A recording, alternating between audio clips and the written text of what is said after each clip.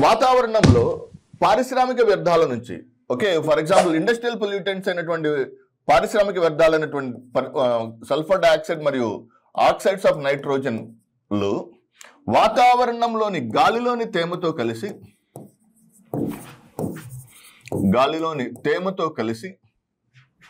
Sulphuric acid మరియు nitric acid గా మారటాన్ని we call them as acid rains అన్నమాట. వాటిని ఆమ్ల వర్షాలు లేదా యాసిడ్ రైన్స్ అంటారు. సల్ఫర్ డయాక్సైడ్ వాటర్ తో కలిసి సల్ఫ్యూరిక్ యాసిడ్ ని ఫామ్ చేస్తుంది. ఆక్సైడ్స్ ఆఫ్ నైట్రోజన్ వాటర్ తో కలిసి నైట్రిక్ యాసిడ్ ని ఫామ్ చేస్తాయి. ఓకే, సో ఈ విధంగా ఏర్పడినటువంటి నైట్రిక్ యాసిడ్ కావచ్చు, సల్ఫ్యూరిక్ యాసిడ్ వాతావరణంలో ఆమ్ల రూపంలో కింద పడతాయి. సో ఇవి ఎప్పుడైతే ఇలా కింద పడుతూ ఉంటాయో, సో వాటి ద్వారా మనకి అనేక రకాలైనటువంటి కాలుష్య కారకాలు, అనేక రకాలైనటువంటి సెగ్మెంట్స్ మనకి సంభవిస్తాయి. So this is the first important segment we can see with reference to the area called as what? Acid rains or ఆమ్ల వర్షాలు.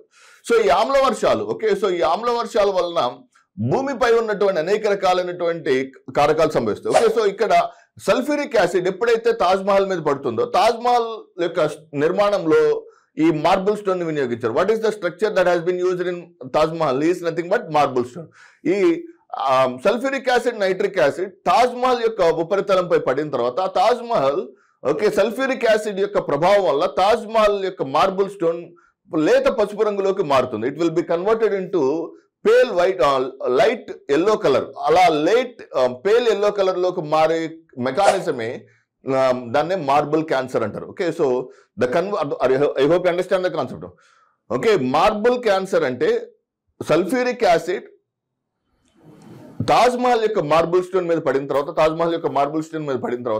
తాజ్ మహల్ దాన్ని పూర్తి స్థాయిలో అది నిర్వీర్యం చెందే మెకానిజం ని we call it as marble cancer అని పిలుస్తాం అన్నమాట. So that is the important segment with reference to the area called as what?